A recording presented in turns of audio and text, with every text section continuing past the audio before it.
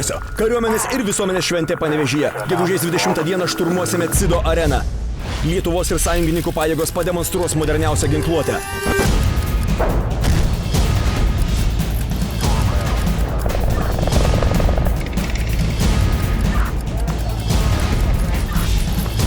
Kariai pasakos apie savo tarnybą. Stebėsime parodomasias karinės operacijas.